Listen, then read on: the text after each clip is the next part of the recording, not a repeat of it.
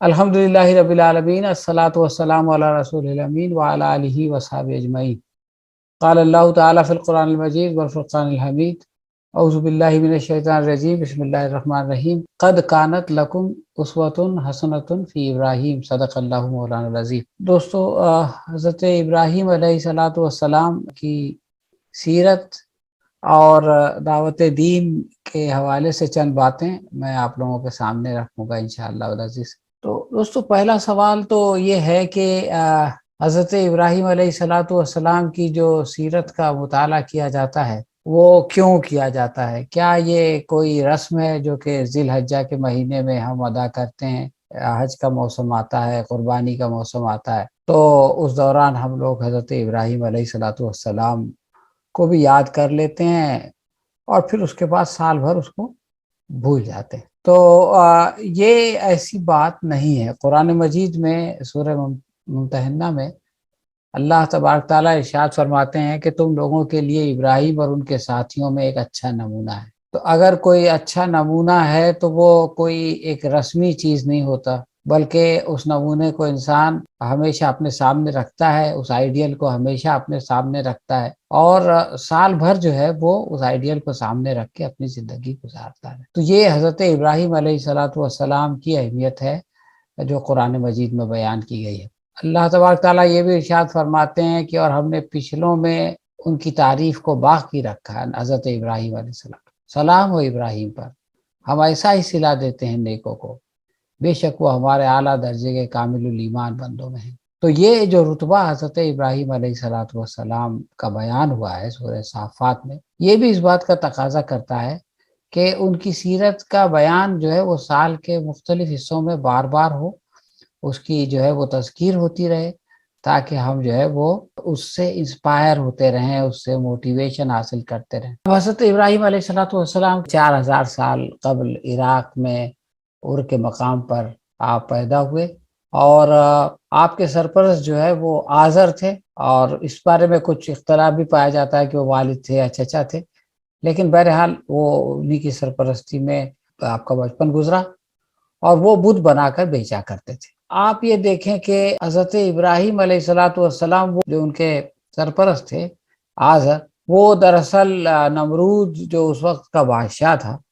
اس کے درباری مذہبی پیشوا بھی تھے، تو ان کا بڑا مقام تھا، مطلب سیاسی پیشوا نمرود تھا تو مذہبی پیشوا جو ہے وہ آزر تھے۔ لیکن حضرت ابراہیم علیہ الصلاۃ والسلام نے بچپن ہی میں بتوں کو بنتے دیکھا، یعنی بت جو ہے وہ کیسے بنتا ہے، آج اس کا سر بنا دیا، کل اس کا پیر بنا دیا، اس طرح سے جو ہے وہ ہاتھ بنا دیا، ان سب کو جوڑ جاڑ کے بت بنا دیا۔ تو ایک بچہ ہے جو کہ بچپن سے بتوں کو بنتے ہوئے دیکھ رہا ہے، اور پھر وہ یہ دیکھ رہا ہے کہ جب یہ بن جاتا ہے تو اس کی عبادت ہونے لگتی ہے۔ تو اس کے لیے بہت آسان ہے یہ بات سمجھنا کہ یہ بت کیا اس قابل ہے کہ جو ہے وہ ٹکڑے ٹکڑے بنتے ہیں اور جڑ کے جو ہے وہ نعوذ باللہ معبود بن جاتے ہیں۔ تو آپ دیکھیں کہ اللہ تبارک تعالیٰ نے انتظام فرمایا حضرت ابراہیم علیہ الصلاۃ والسلام کو بچپن ہی میں اس کا مشاہدہ کر پائے۔ پھر آپ نے بتوں کی عبادت کی مخالفت کی اور ان کو توڑ دیا، اس کے بارے میں ہم تفصیل میں جائیں گے آگے چل کے۔ تو اس کے بعد یہ شاہی فرمان جاری ہوتا ہے کہ ان کو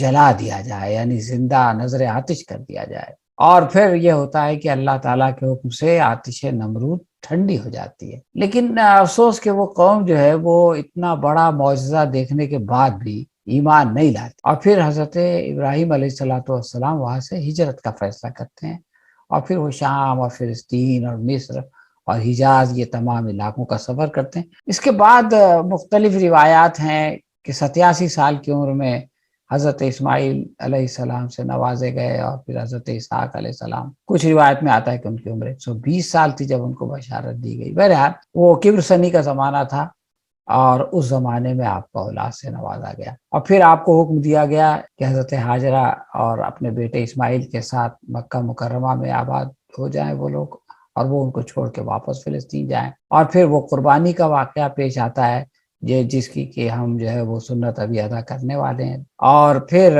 حضرت اسماعیل علیہ الصلاۃ والسلام اور حضرت ابراہیم علیہ الصلاۃ والسلام دونوں باپ بیٹے مل کر خانہ کعبہ کی تعمیر کرتے ہیں، اور پھر حج کا اعلان ہوتا ہے، اور پھر اس کے جو اثرات عالم انسانیت پر پڑے۔ تو دوستو یہ تو مختصر میں آپ سمجھ لیں کہ ایک ایٹ اے گلانس حضرت ابراہیم علیہ السلام کی سیرت ہے۔ میں ایک اور پہلو کی طرف جاتا ہوں جو دعوت کا پہلو ہے۔ اللہ تبارک تعالیٰ قرآن مجید میں ارشاد فرماتے ہیں کہ ادعو الی سبیل ربک بالحکمۃ والموعظۃ الحسنہ وجادلہم باللتی ہی احسن، یعنی اپنے رب کی راستے کی طرف دعوت دو تو اس میں 3 چیزوں کا لحاظ رکھا جائے۔ پہلی بات تو حکمت، اور دوسری عمدہ نصیحت، اور تیسری جو ہے وہ مباحثہ جو بہترین طریقے سے کیا جائے، یعنی مجادلہ، احسن مجادلہ۔ حضرت ابراہیم علیہ السلام کی زندگی میں ہم یہ دیکھتے ہیں کہ دعوت قولی اور عملی دونوں لحاظ سے ہم کو جو ہے وہ دکھائی دیتی ہے۔ وہ دعوت توحید کی دعوت۔ حکمت کے تعلق سے میں 2 مثالیں دوں گا، اور اس کے بعد ایک مثال موعظت حسنہ والی اور ایک مجادلہ احسن والی۔ دیکھیے حکمت کی پہلی مثال ہے کہ بھئی غور و تدبر کی مثال، غور و تدبر کے ساتھ دعوت کی مثال۔ اللہ تبارک تعالیٰ ارشاد فرماتے ہیں کہ پھر جب ان پر رات کا اندھیرا آیا، ایک تارا دیکھا، بولے اسے میرا رب ٹھہراتے ہو؟ یعنی وہ قوم جو ہے وہ سورج کی اور چاند ستاروں کی عبادت کرتی تھی، تو اب ان کے سامنے دعوت پیش ہو رہی ہے، اور ایک غور و فکر کا جو ہے وہ ایک ماحول ہے۔ پھر جب وہ ڈوب گیا تو آپ نے کہا کہ اگر ہدایت نہ دیتا مجھے میرا رب تو ضرور ہو جاتا میں اس گمراہ قوم میں سے۔ یعنی یہ اللہ تبارک تعالیٰ کی ہدایت ہے کہ میں جو ہے وہ اس گمراہی سے بچ گیا، جبکہ پوری قوم جو ہے وہ اس گمراہی میں مبتلا ہے کہ وہ جو ہے وہ جناب تاروں کی عبادت کرتی ہے۔ پھر جب دیکھا سورج کو جگمگاتے ہوئے تو بولے کیا یہ میرا رب ہے؟ یہ تو سب سے بڑا ہے۔ لیکن جب وہ ڈوب گیا تو آپ نے فرمایا کہ اے میری قوم، میں بیزار ہوں ان چیزوں سے جنہیں تم شریک ٹھہراتے ہو۔ تو دیکھیے آپ کس طرح سے یہ جو سورج اور تاروں کی جو عبادت ہو رہی تھی، حضرت ابراہیم علیہ السلام نے ان سے جو ہے وہ برات کا اعلان کیا اور قوم کے سامنے ان کی حقیقت کو بیان کیا، اور ان کو جو ہے وہ اسلام کی دعوت پیش کی۔ آگے فرمایا، اسی سلسلے کی آیت ہے کہ اور یکسو ہو کر حضرت ابراہیم علیہ السلام کہہ رہے ہیں کہ میں ان سے تو بیزار ہوں، لیکن یکسو ہو کر اپنا رخ اس ذات کی طرف کرتا ہوں جس نے زمین اور آسمان کو پیدا کیا۔ تو دیکھیں یہ ہے مکمل دعوت، یعنی لا الہ بھی ہے یہاں پر اور الا اللہ بھی ہے۔ بغیر لا الہ کے الا اللہ جو ہے وہ دعوت نہیں ہو سکتی، اور بغیر الا اللہ کے صرف لا الہ سے کام نہیں چل سکتا۔ تو یہ بات ہم کو حضرت ابراہیم علیہ السلام کے یہاں دکھائی دیتی ہے کہ آپ نے جو غور و تدبر کا جو کی دعوت دی، اس کے بعد اس نتیجے پہ پہنچے، اور پھر فرمایا کہ اس نے قوم سے، یعنی حضرت ابراہیم علیہ السلام نے قوم سے کہا کیا تم لوگ اللہ کے معاملے میں مجھ سے جھگڑتے ہو، حالانکہ اس نے مجھے راہ راست دکھائی ہے۔ دیکھیے یہ ہے بات کہ جب دعوت دی جاتی ہے تو قوم جھگڑنے لگتی ہے۔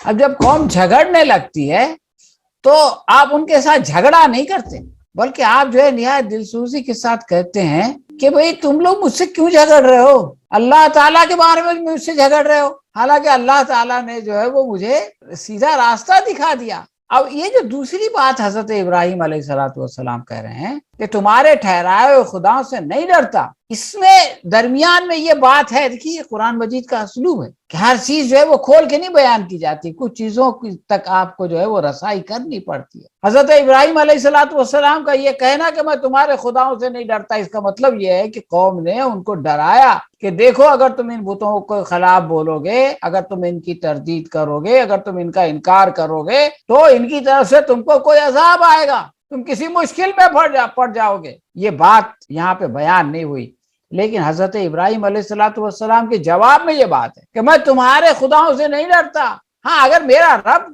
کچھ چاہے تو وہ ضرور ہو سکتا ہے، نہیں میرا رب اگر مجھ کو کسی مشکل میں ڈالنا چاہے تو وہ تو یقیناً ہوگا، لیکن یہ کہ یہ ان بتوں کی وجہ سے نہیں ہوگا۔ اور فرمایا میرے رب کا علم ہر چیز پر چھایا ہوا ہے، پھر کیا تم ہوش میں نہیں آؤ گے؟ تو دیکھیے سورہ انعام کی جو یہ آیات ہیں، اس میں اللہ تبارک تعالیٰ نے بتایا کہ دعوت اور حکمت، دعوت کی حکمت کیسی ہوتی ہے، کس طرح سے حکمت کے ساتھ دعوت پیش کی جاتی ہے، کس طرح سے غور و تدبر کی دعوت کی جاتی جو ہے وہ دی جاتی۔ اب وہ جو دوسرا واقعہ ہے، بہت مشہور واقعہ، بت شکنی کا واقعہ، یہ جہاں بیان ہوا ہے سورہ انبیاء میں، تو اس کی جو ابتدا ہے، اس کا جو دیباچہ ہے، وہ اللہ تبارک تعالیٰ نے ایک آیت میں بیان کر دیا، وَلَقَدْ آتَيْنَا إِبْرَاهِيمَ رُشْدَهُ مِنْ قَبْلُ وَكُنَّا بِهِ عَالِمِينَ۔ اب اس میں جو بنیادی بات ہے، جو مرکزی نقطہ ہے، اتفاق سے جغرافیائی اعتبار سے بھی، وہ رشد ہے۔ اور یہ جو رشد ہے، مطلب عام طور سے یہ ہے کہ حضرت ابراہیم علیہ السلام نے بتوں کو توڑ دیا، لیکن اللہ تبارک تعالیٰ فرما رہے ہیں کہ دیکھو یہ جو کچھ انہوں نے کیا وہ ان کو رشد کے بعد کیا۔ اب آپ دیکھیں رشد کے الگ الگ تراجم مختلف مترجمین نے، مختلف مفسرین نے کیا کیے ہیں۔ ایک ترجمہ تو یہ ہے کہ ہم نے ابراہیم کو اس کی ہوش مندی بخشی تھی، یعنی یہ کوئی ایسا بغیر ہوش کے جوش سے کیا جانے والا عمل نہیں تھا۔ ایک اور مترجم نے اس کا ترجمہ کیا کہ ابراہیم کو پہلے ہی اس کی نیک راہ عطا کر دی، یعنی رشد کا ترجمہ نیک راہ بتایا۔ ایک اور مترجم نے اس کا ترجمہ ہدایت کیا، ابراہیم کو پہلے ہی ہدایت دے دی۔ ایک مترجم نے اس کا ترجمہ کیا اور اس کی سمجھ بوجھ بخشی تھی، یعنی یہ سوچا سمجھا عمل تھا جو آگے ہونے والا ہے، جس کا ذکر ہونے والا ہے۔ ایک مترجم نے کیا کہ سوجھ بوجھ عطا فرمائی تھی، یعنی سوجھ بوجھ کے ساتھ کیا گیا تھا۔ ایک مترجم نے اس کا ترجمہ کیا کہ ابراہیم علیہ السلام کو اس سے پہلے، یعنی یہ جو واقعہ ہونے والا ہے اس سے پہلے عقل سلیم عطا کر دی گئی تھی۔ اور ایک ترجمے میں یہ بھی ہے کہ ہم نے جو ہے وہ، یعنی اللہ تبارک تعالیٰ نے ان کو فہم و ہدایت دے رکھی تھی اور وہ ان کی استعداد کو خوب جانتے تھے۔ تو میں جو بات کہنا چاہتا ہوں کہ یہاں جو لفظ رشد استعمال ہوا ہے اس آیت کی، اس واقعے کی تمہید والی آیت میں، وہ بتاتا ہے کہ حضرت ابراہیم علیہ السلام کا وہ عمل جو ہے وہ بہت ہی سوچا سمجھا ہوش مندی کے ساتھ کیا جانے والا عمل۔ تو اس آیت کے بعد والی آیت میں اللہ تبارک تعالیٰ فرماتے ہیں، یاد کرو وہ موقع جبکہ اس نے اپنے رب اور اپنی قوم سے کہا تھا کہ یہ مورتیں کیسی ہیں جن کے تم لوگ گرویدہ ہو رہے ہو۔ انہوں نے جواب دیا، قوم نے جواب دیا مانی، ہم نے اپنے باپ دادا کو ان کی عبادت کرتے پایا۔ مطلب کوئی دلیل نہیں ہے کہ ان کی عبادت کی جائے، بس یہ ایک اندھی تقلید ہے کہ بھئی باپ دادا کو کرتے دیکھا تو اب بھی کرنے لگے۔ تو حضرت ابراہیم علیہ السلام جواب دیتے ہیں کہ تم بھی گمراہ اور تمہارے باپ دادا بھی سری گمراہی میں پڑے ہوئے تھے۔ تو قوم نے کہا کیا تو ہمارے سامنے اپنے اصلی خیالات پیش کر رہا ہے یا مذاق کر رہا ہے؟ ہم لوگ بولتے ہیں نا آر یو سیریس، کیا آپ واقعی بول رہے ہو یا کہ بس ایسی you are making fun of it? تو حضرت ابراہیم علیہ السلام کہتے ہیں نہیں، بلکہ فی الواقع تمہارا رب تو وہی ہے جو زمین اور آسمانوں کا رب ہے۔ یہ وہ بات ہے توحید کی دعوت، جو آسمان اور زمین کا رب اور ان کا پیدا کرنے والا، اس پر میں تمہارے سامنے گواہی دیتا ہوں۔ یہ اسلام کی دعوت ہے، یہ گواہی اسلام کی دعوت ہے، اور خدا کی قسم میں تمہاری غیر موجودگی میں ضرور تمہارے بتوں کی خبر لوں گا۔ تو دیکھیے یہ کوئی ایسا کوئی انڈر گراؤنڈ چیز نہیں تھی، اٹ واز ڈکلیئرڈ۔ حضرت ابراہیم علیہ السلام کہہ چکے تھے کہ میں جو ہے وہ خبر لینے والا ہوں۔ آگے فرمایا چنانچہ اس نے ان کے ٹکڑے ٹکڑے کر دیا اور صرف ان کے بڑے کو چھوڑ دیا تاکہ شاید وہ اس کی طرف رجوع کرے۔ اب آپ دیکھیں کہ حضرت ابراہیم علیہ السلام نے ابطال شرک کے لیے یہ اقدام کیا، اور وہ قوم باہر گئی ہوئی تھی کسی میلے ٹھیلے میں، واپس آئی تو انہوں نے آ کر بتوں کا یہ حال دیکھا تو کہنے لگے ہمارے خداؤں کا یہ حال کس نے کر دیا، بڑا ہی کوئی ظالم تھا وہ۔ بعض لوگ بولے، یعنی جن کے سامنے پر ذکر ہو چکا ہے کہ انہوں نے یہ بات کہی تھی، ہم نے ایک نوجوانوں کو ان کا ذکر کرتے سنا تھا جس کا نام ابراہیم ہے، انہوں نے کہا تو پکڑ لاؤ اسے سب کے سامنے تاکہ لوگ دیکھ لیں، یعنی دھمکی دی جا رہی ہے تاکہ لوگ دیکھ لیں کہ اس کی کیسے خبر لی جاتی ہے۔ ابراہیم علیہ السلام کے آنے پر انہوں نے پوچھا کیوں ابراہیم تو نے ہمارے خداؤں کے ساتھ یہ حرکت کی ہے؟ ابراہیم علیہ السلام جواب دیتے ہیں جس کو قرآن مجید میں نقل کیا گیا ہے، بلکہ یہ سب کچھ تو ان کے اس سردار نے کیا ہے، ان سے پوچھ لو اگر یہ بولتے ہیں۔ یہ سن کر وہ لوگ اپنے ضمیر کی طرف پلٹے، اور ترجمے میں یہ بات سمجھانے کے لیے شامل کی گئی ہے بریکٹ میں کہ اپنے دلوں میں کہنے لگے۔ دیکھیں یہی وہ مقصد تھا جس کے لیے حضرت ابراہیم علیہ السلام نے یہ بت شکنی کی تھی، تاکہ لوگ اپنے ضمیر کی طرف پلٹیں، اپنے اندر جھانک کے دیکھیں کہ وہ کر کیا رہے ہیں۔ آنکھ بند کر کے جو آبا پرستی ہو رہی ہے کہ ہمارے پہلے والے کرتے تھے اس لیے ہم کہہ رہے ہیں، اپنے دماغ سے سوچ۔ تو یہ مقصد تو حاصل ہو گیا کہ وہ اپنے ضمیر کی طرف پلٹے اور کہنے لگے واقعی تم خود ہی ظالم ہو، مطلب یہ انہوں نے اعتراف کیا۔ دیکھیے یہ دل کی کیفیت ہے، یہ کوئی انسان نہیں جان سکتا، یہ تو صرف اللہ تبارک تعالیٰ جانتا ہے۔ اور اللہ تبارک تعالیٰ نے اپنی کتاب میں اس کا ذکر کیا کہ انہوں نے اپنے آپ میں اعتراف کیا کہ وہ ظلم کر، وہ ظالم ہے، لیکن اس اعتراف کا اظہار نہیں کیا۔ اللہ تبارک تعالیٰ فرماتے ہیں مگر ان کی مت پلٹ گئی اور بولے تو جانتا ہے یہ بولتے نہیں۔ ابراہیم نے کہا پھر کیا تم اللہ کو چھوڑ کر ان چیزوں کو پوج رہے ہو جو نہ تمہیں نفع پہنچانے پر قادر ہے نہ نقصان؟ یہ نہیں کہ صرف بولتے چالتے نہیں، بلکہ تم جو ان سے نفع کی امید کرتے ہو، توقع کرتے ہو، یہ اس کے لیے قادر نہیں ہے اور یہ کوئی نقصان بھی نہیں پہنچا سکتے۔ تو تم پر اور تمہارے ان معبودوں پر جن کو تم اللہ کو چھوڑ کر پوج رہے ہو، کیا تم کچھ بھی عقل نہیں رکھتے؟ دیکھیے یہ ہے اسلام کی دعوت کے لوگوں کو سوچنے پر آمادہ کیا جائے تاکہ وہ خود جو ہے وہ اپنے غلط روی، اپنی گمراہی کو چھوڑ کر کے راہ راست پر آئیں، اور اس کے لیے اللہ تبارک تعالیٰ نے جو عقل و فہم دیا ہے اس کا استعمال کریں، اپنے ضمیر کی طرف پلٹیں اور اپنے ضمیر کی آواز پر لبیک کہیں۔ یہ ہے اسلام کی دعوت۔ اب اس کے آگے والا حصہ ہم لوگ آگے آئیں گے، اس سے پہلے موعظت حسنہ والی بات۔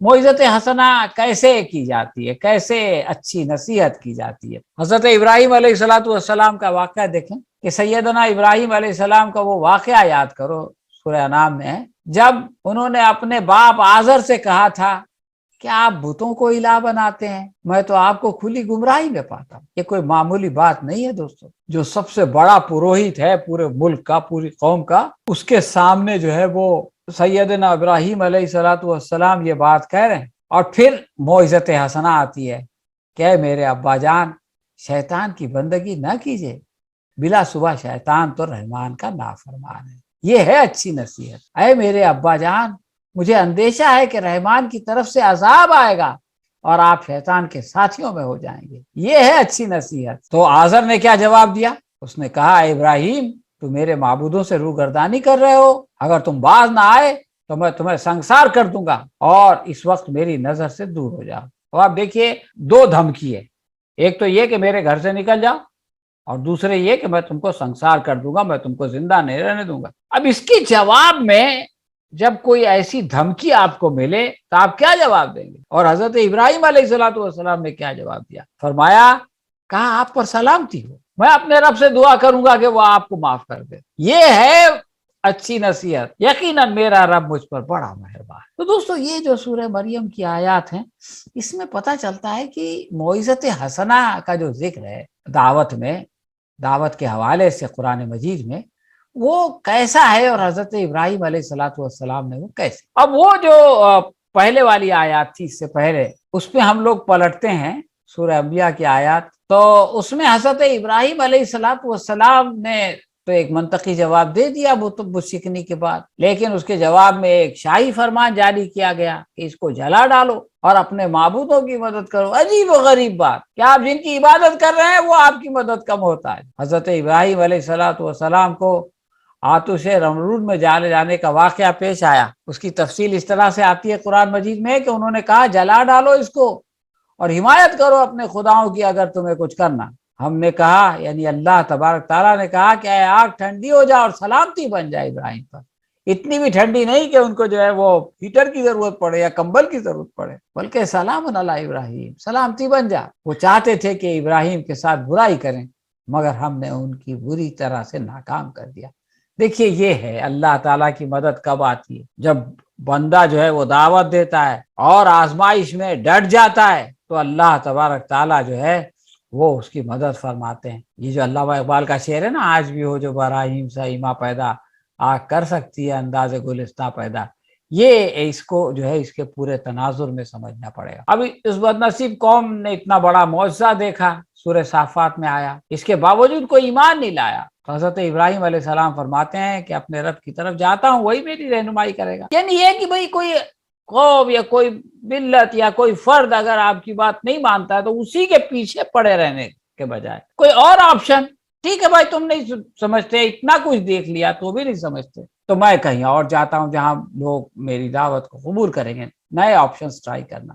چنانچہ ابراہیم علیہ السلام جو ہے وہ ان کا وہ سفر شروع ہوتا ہے عراق اور شام اور فلسطین اور مصر اور وغیرہ وغیرہ، اور ہر جگہ وہ جو ہے وہ دعوت کا ایک مرکز قائم فرما دیتے ہیں۔ اب جو دعوت کی تیسری چیز میں نے بتائی تھی کہ احسن مجادلہ، بہترین انداز میں مباحثہ۔ آج کل مباحثے ہوتے ہیں، ہر روز شام میں ٹیلی ویژن پہ مباحثے ہوتے ہیں، لیکن وہ بدترین قسم کے مباحثے ہوتے ہیں، اور اللہ تبارک تعالیٰ دعوت کے حوالے سے بہترین قسم کے مباحثے کی بات، یعنی مباحثہ تو آپ کریں گے، جدال تو کریں گے، آپ جدال سے بھاگ نہیں سکتے، لیکن آپ کا جدال جو ہے وہ جدال احسن ہوگا۔ اب اس کی مثال قرآن مجید میں دیکھیں، سورہ بقرہ میں، کیا تم نے اس شخص کے حال پر غور نہیں کیا جس نے ابراہیم سے جھگڑا کیا تھا؟ بات جو ہے وہ دوسری طرف سے شروع ہوتی، جھگڑا اس بات پر کہ ابراہیم کا رب کون۔ دیکھیے، جھگڑے کی بنیاد یہ نہیں تھی کہ بھائی ہمارے ساتھ ہمارے معاشی حقوق محو ہو گئے، ہمارا تشخص خطرے میں ہے، ہمارا جینوسائیڈ ہونے والا ہے، اور دنیا بھر کے جھگڑوں کے ایشو ہم لوگ لے کے بیٹھے ہوئے ہیں۔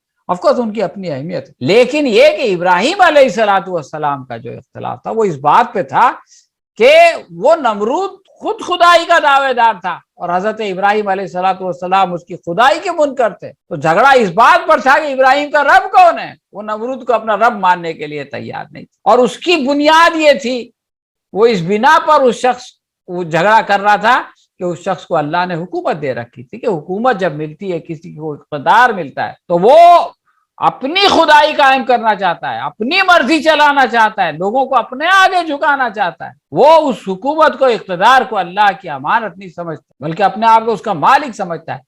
تو جب دائی اس کے سامنے آتا ہے تو ان کے بیچ میں کنفرنٹیشن ہو جاتا ہے۔ جب ابراہیم نے کہا کہ میرا رب وہ ہے جس کے اختیار میں زندگی اور موت ہے، یعنی اسے بولو بھائی کون ہے تمہارا رب، مطلب نعوذ باللہ وہ خود ربوبیت کا دعوے دار۔ تو حضرت ابراہیم علیہ السلام نے ایک مثال دی، جو زندگی اور موت دیتا ہے، تو اس نے جواب دیا زندگی اور موت تو میرا بھی اختیار میں، مطلب میں بھی چاہوں تو جو ہے وہ جس کو سزائے موت ہے اس کو آزاد کر دوں، اور جو زندہ ہے اس کو جو ہے وہ پھانسی لگا دوں، اس میں کون سی بڑی بات ہے۔ اب آپ دیکھیے اتنی اوٹ پٹانگ بات ہے یہ، لیکن حضرت ابراہیم علیہ السلام اس میں الجھتے نہیں، بلکہ آپ ایک اور مثال پیش کرتے ہیں، اور وہ کیا مثال ہے؟ آپ کہتے ہیں کہ اچھا اللہ سورج کو مشرق سے نکالتا ہے، تو ذرا اسے مغرب سے نکالنا، یعنی اور بڑی دلیل، اس لیے کہ سورج تو مشرق میں سے نکل رہا تھا نمرود کی پیدائش سے پہلے بھی، اور اس کی موت کے بعد بھی مغرب میں ڈوبے گا۔ تو نمرود یہ نہیں کہہ سکتا کہ میری وجہ سے سورج مشرق سے نکلتا ہے اور میری وجہ سے مغرب میں ڈوبتا ہے۔ تو جب یہ بات حضرت ابراہیم علیہ السلام نے جب یہ دلیل پیش کی،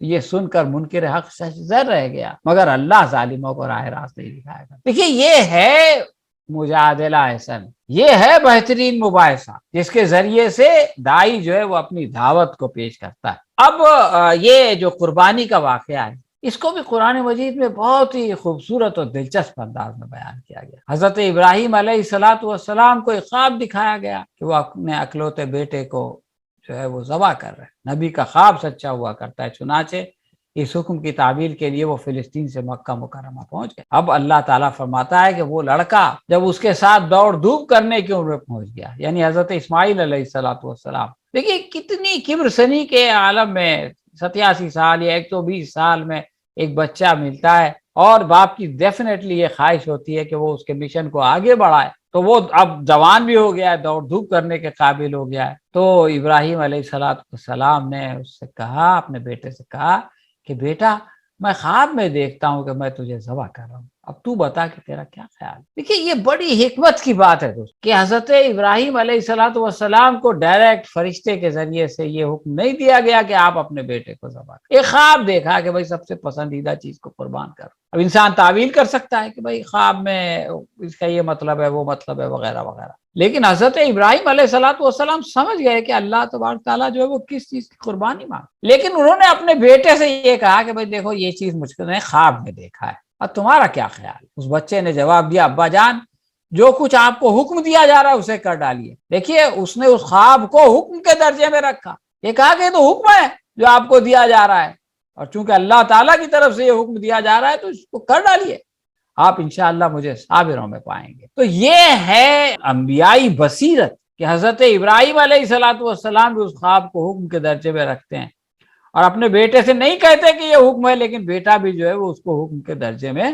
رکھتا ہے۔ تو آگے اللہ تبارک تعالیٰ فرماتے ہیں کہ آخر جب ان دونوں نے سر تسلیم خم کر دیا اور ابراہیم نے بیٹے کو ماتھے کے بل گرا دیا، یعنی جو میکسیمم کر سکتے تھے کر دیا، ذبح کرنے کی پوری تیاری کر لی، اور ہم نے ندا دی، یعنی اللہ تعالیٰ کی طرف سے ندا آئی، اے ابراہیم تو نے خواب سچا کر دکھایا۔ دیکھیے خواب سچا کر دکھانا کیا ہے، ہم لوگ اردو میں بولتے ہیں نا کہ خواب جو ہے وہ شرمندہ تعبیر ہو گیا، اور کیسے؟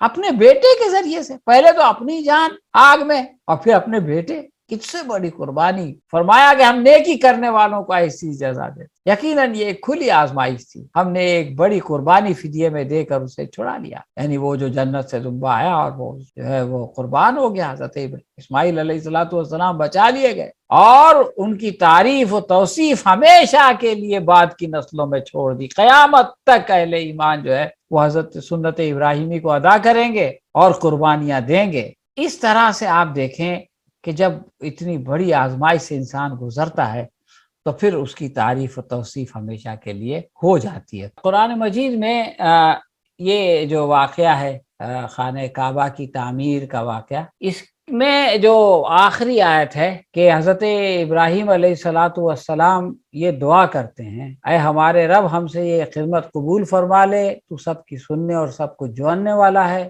اے رب ہم دونوں کو اپنا مطیع فرما بنا۔ تو پہلے تو دعا اپنے لیے کیا، پھر آگے والی نسلوں کے لیے، ہماری نسل سے ایک ایسی قوم اٹھا جو تیری مسلم ہو، ہمیں اپنے عبادت کے طریقے بتا اور ہماری کوتاہیوں سے درگزر فرما، اور تو بڑا معاف کرنے والا اور رحم فرمانے والا۔ اس کے بعد دعا کا آخری حصہ ہے کہ اور اے رب ان لوگوں میں سے خود انہی کی قوم سے ایک ایسا رسول اٹھائی ہو جو انہیں تیری آیات سنائے، ان کو کتاب اور حکمت کی تعلیم دے اور ان کی زندگیاں سنوارے، تو بڑا مقتدر اور حکیم ہے۔ دوستو یہ ہے وہ دعا کہ اس دعا کی قبولیت اور حضرت محمد صلی اللہ علیہ وسلم کی بعثت حضرت اسماعیل علیہ السلام کی نسل میں آگے ہوتی ہے۔ سورہ نساء میں اللہ تبارک تعالیٰ ارشاد فرماتے ہیں کہ اس شخص سے بہتر کس کا طریقہ زندگی ہو سکتا ہے جس نے اللہ کے آگے سر تسلیم خم کر دیا اور اپنا رویہ نیک رکھا اور یکسو ہو کر ابراہیم کے طریقے کی پیروی کی، یعنی یہ جو ہے وہ بہترین طریقے زندگی ہے، اس ابراہیم کے طریقے کی جسے اللہ نے اپنا دوست بنا لیا۔ کتنا بڑا مرتبہ ہے دوستو کہ اللہ تبارک تعالیٰ کسی کو اپنا خلیل بنا لے۔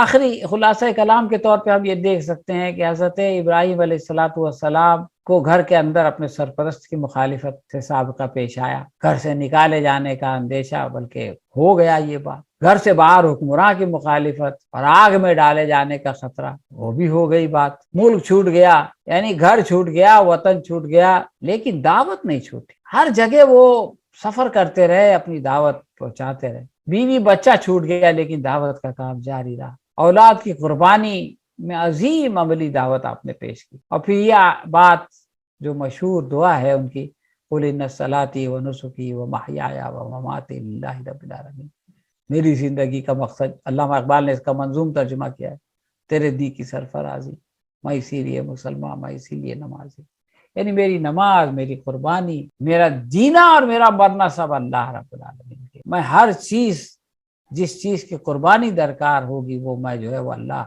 رب العالمین کے لیے پیش کر دوں گا۔ تو دوستو یہ ایک سلسلہ ہے جو حضرت ابراہیم علیہ السلام سے شروع ہوا۔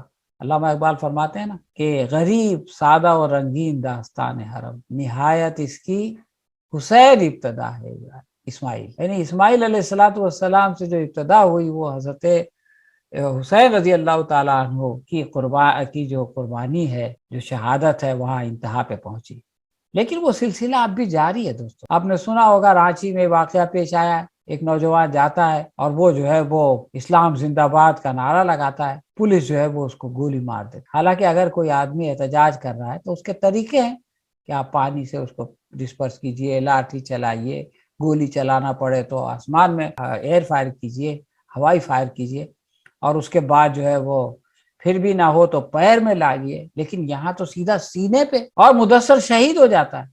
تو اس کی ماں کیا کہتی ہے؟ اس کی ماں یہ کہتی ہے کہ اسلام زندہ تھا، اسلام زندہ ہے اور اسلام زندہ رہے گا۔ وہ یہ کہتی ہے کہ مجھ کو، میرا بیٹا شہید ہو گیا، مجھ کو اپنے اکلوتے بیٹے کے، 16 سال کے اکلوتے بیٹے کی شہادت کا جو ہے وہ کوئی افسوس اور غم نہیں ہے، وہ اپنے نبی کے ناموس کے لیے شہید ہوا ہے، اور ان لوگوں کو سزا ملنی چاہیے جنہوں نے اس پر گولی چلائی۔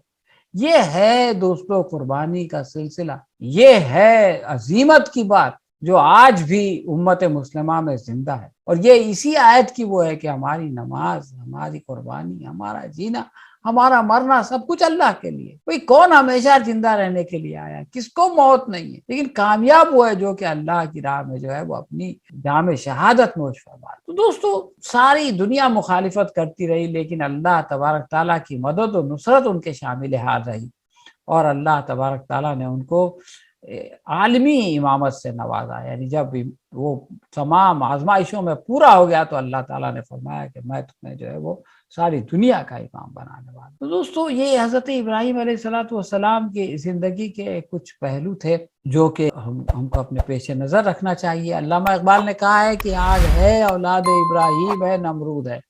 اس شعر کی خوبصورتی یہ ہے کہ اس میں یہ نہیں کہا گیا کہ آگ تھی اولاد ابراہیم تھی نمرود تھا، نہیں، آج بھی وہ آگ جل رہی ہے، وہ آزمائش کی آگ آج بھی ابراہیم کے ماننے والے، ابراہیم کو نمونہ بنا کر ان کے راستے پہ چلنے والی قوم امت زندہ ہے، اور آج بھی جو ہے وہ نمرود موجود ہے جو ہے وہ ان کو اپنے آگے جھکانا چاہتا ہے، ان کے اوپر اپنی مرضی چلانا چاہتا ہے۔ علامہ اقبال کہتے ہیں کہ کیا کسی کو پھر کسی کا امتحان مقصود ہے؟ جو امتحان اس وقت تھا وہ امتحان آج بھی ہے، اور قیامت تک ستیزہ کار رہے گا چراغ مصطفیٰ بھی شرار بولہبی سے۔ دوستو، یہی ابراہیم علیہ السلام کی زندگی کا پیغام ہے، ان کی سیرت کا پیغام ہے۔ اللہ تعالیٰ سے دعا ہے کہ اللہ تبارک تعالیٰ ہم سب کو اس پیغام کو سمجھنے کی اور اس کا حق ادا کرنے کی توفیق عطا فرمائے۔ ربنا تقبل منا انک انت السمیع العلیم وتب علینا انک انت التواب الرحیم، وآخر دعوانا ان الحمد للہ رب العالمین۔